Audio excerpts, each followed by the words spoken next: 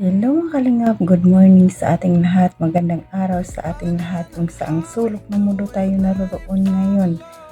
Ngayon guys, ngayong araw, bagong reaction tayo, magbibigay tayo ng reaction dito kasi lagi lang ito dumadaan sa news page ko kaya naiinis lang ako nanonood nito, no? Ito yung live ni Kapiso at sa Kanibiansi yata yun. Laking pasasalamat niya talaga kay Kapiso. Ngayon niya lang nakita si Kapiso. Ang Kalingap halos 2 taon niya na nakasama.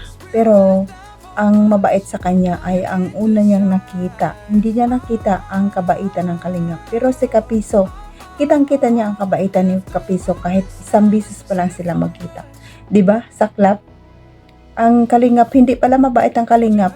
Tinulungan sila ng Kalingap, pinaangat, pinaganda ang buhay, pinagawa ng bahay. Hindi pala yun mabait ang Kalingap. Si Kapiso ang mabait. Sobrang bait daw ng Kapiso. Ganon siya, ganon kakitid ang utak ni Beyonce. Mabait na sa kanya yun. Hindi niya pa lubos na kilala, pero ang Kalingap halos 2 taon niya kasama. Pero hindi niya nakikita ang kabaitan. Grabe siya, no? Pero bago natin pag-usapan mga Kalingap, paki-subscribe ang Ama ng Kalingap, Bal Santos Matubang at Eve na Vlog, Kalingap Rab, at sa lahat ng Kalingap partners at charity vloggers natin mga Kalingap, supportaran din natin at mga reactors natin, supportaran din natin mga Kalingap. It's me, ang iyong lingkod, laging naglalambing sa inyo, pahingin ang support ninyo. Jasmine Survive channel, kung hindi ka pa nakasubscribe, please subscribe and don't forget to hit the notification bell para laging notify ka sa aking mga video na in-upload mga Kalingap. At kung bago ka pa lang, ganun din ang gawin, subscribe and click the notification bell na mga Kalingap. Paki-like and share ang aking video para suwak din sa panglasa ni YouTube ito mga Kalingap. Pero bago tayo mag-post ng panood ng video, batiin ko muna kayo ng magandang araw, magandang gabi kung saang sulok ng mundo tayo naroroon, mapa Mindanao, mapa Luzon, mapa OFW man tayo, kumusta tayong lahat. Ang hiling ko lang, sana ay nasa mabuti tayong kalagayan and good health lang tayo palagi. Tara na mga Kalingap, panood natin itong video na ito. Let's go, 1, 2, 3, go! Sabi ni Celso Manatog, Beyonce, ginagamit ka lang yan. Hindi po ako ginagamit ni Kuya Kapisot. Ang totoo nga po niyan, si Kuya Kapisot po ang nagtatanggol. Kung alam niyo lang po, kung nanonood ka po, palagi ng ni Kuya Kapisot ng live, talagang pinagtatanggol po ako ni Kuya Kapisot. Tsaka, nung unang punta po talaga dito nila Kuya Kapisot, talagang ramdam naman na po namin at talagang mabuti pong tao sila Kuya Kapisot. Tsaka, yung sa, nga po, yung sa pinaglalaban po niya, alam ko naman pong nasa tama po si Kuya Kapisot. Kasi pareho lang din naman tayo di ba? Yan ang nun. Tsaka parehas po kami may pinaglalaban ni Kuya Kapisot. Tama.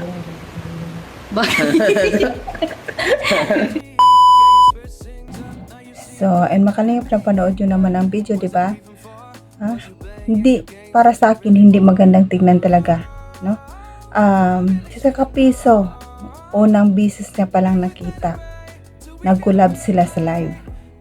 Pero yun pa ang sasabihin niya, sobrang bait.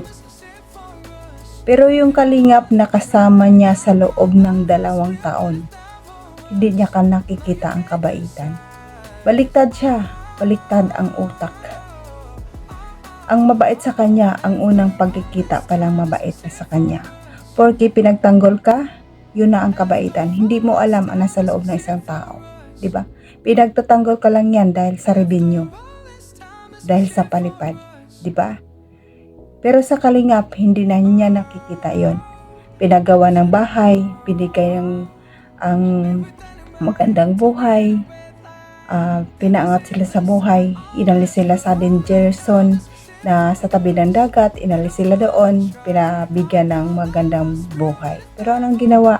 Hindi niya nakikita ang kabaitan. No? Grabe siya.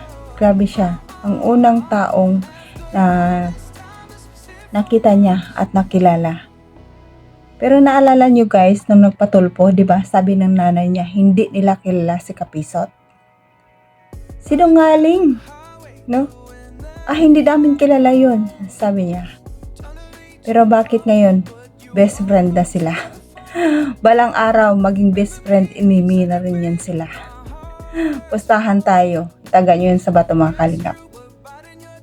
Kung wala na yung makukuha si Kapisot sa kanya, titirahin din niya ni Kapisot.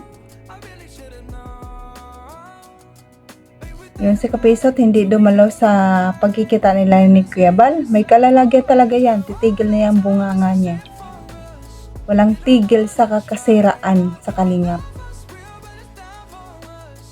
No? Grabe siya. Grabe ang paninira sa kalingap talaga.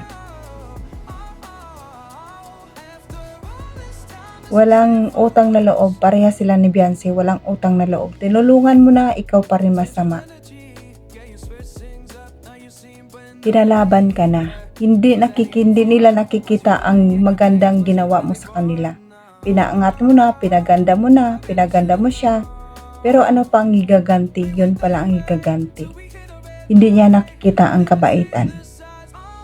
Sobra-sobra na talaga ang mayabang pa siya. Lagi pa siyang parang sweet sila ni Kapiso. Bagay nga sila di ba? Sa Kapiso, ang ipin niya ang haba. Si Bensi noon, nakatakip na ng bunganga pag tuwing nagsasalita, tuwing nagtatawa, di ba tinatapan ng bunganga dahil sungki-sungki lang ang ipin. Kung hindi pinaganda ng kalingap, ewan lang. Parang ganyan din sa Kapiso siguro yung mukha niya, yung ipin niya. Magkamukha sila bagay sila magtandem, bagay sila mag-love team. Mag-love team na lang kaya sila. No? Sila nagkagagulo ng sila ni Mang Iking . Diba? Gagawin din yun kay Mang Iking, ginawa niya nga sa kalingap halos 2 taon niya nakilala ang kalingap pinagpalit niya kay Kapisot. Grabe siya talaga. Wala siyang talaga ang utak niya, baliktad talaga. Tapos mahinhin daw. Pero sa harap ni Kapisot, grabe ang halakhak niya. Yun ba ang mahinhin na babae? Sa una, sobrang hinhin. Pero tingnan mo naman. Kaya siguro malas sa kalingap kasi di ba binababawalan sila makipag-usap sa mga K-boys. Yun siguro yan yung gusto niya talaga. Lagi siyang makakilala ng mga lalaki. Grabe talaga. Tuwang-tuwa talaga siya pag si Kapisot ang kasama niya. Diba? Napansin niyo naman yun siguro mga kalingap, no? Matagal na dumadaan sa news feeds ko talaga sa Facebook. Hindi ko lang pinapansin, hindi ko lang pinapanood. Pero naiinis lang talaga kasi ako nung pinanood ko na ganun pala. Sobrang pasasalamat niya kay Kapisot. Abot langit ang pasasalamat niya. Ang bait naman talaga si Kuya Kapisot Hindi naman talaga totoo yung mga sinasabi nila. Kitang-kita mo na nga sa mga sinasabi ni Kapisot Nakasiraan ng kalingap ang ginagawa. Pero puri-puri ka pa rin. Hindi nakikita. Naririnig mo kung ano mga sinasabi ni Kapisot sa kalingap. Dahil ikaw anti-kalingap na rin. Kaya gano'n lang ang nasabi mo. Wala pa yan. Dapat nga ang gawin nyo pagtulong din hindi kasiraan sa kalingap. Mag-charity vlog ka kaya, Kapisot. Na wag yung kalingap. Wag mo i-content yung kalingap. Kasiraan lang ang ginagawa nyo sa kalingap Wala namang ginagawa ang kalingap sa inyo. Gusto nyo lang magkaroon ng revenue. Gagawin nyo ang lahat paninira sa kalingap.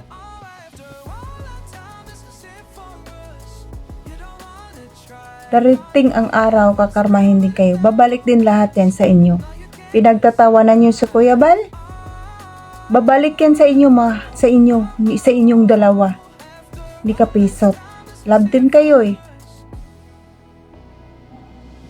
Grabe ka. Grabe. Hanggang langit ang pasasalamat kay Kapisot. Ang pataas ng kilay ka talaga dito. Nakaka-high blood. Almost 2 years manakilala mo ang kalingap pero hindi mo nakita ang kabaitan ng kalingap.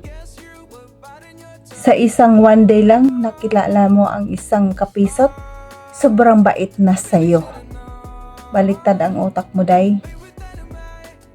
Mag-isip-isip ka nga, hindi habang buhay sikat ka. So, ayan mga kalingap, hanggang dito na lang ang ating video kasi medyo mahaba-haba na rin. Sa sunod-sunod naman patuloy natin mga kalingap na like and share ang aking video para suwak sa panlasa ng YouTube ito. Pasalamatan natin ang ating mga viewers, mga silent viewers natin na laging nakasubaybay sa atin. Na maraming salamat at appreciate po yun mga kalingap. At ang mga bagong subscribers ko, maraming salamat sa inyo sa pag-subscribe sa akin at pasalamatan natin sila Kuya Bal, Kuya Kalingap Rab, at Edna sa lahat at sa Kalingap partners natin. Supportahan din natin mga Kalingap. At hanggang dito na lang. God bless us all and God bless them Kalingap. Bye bye!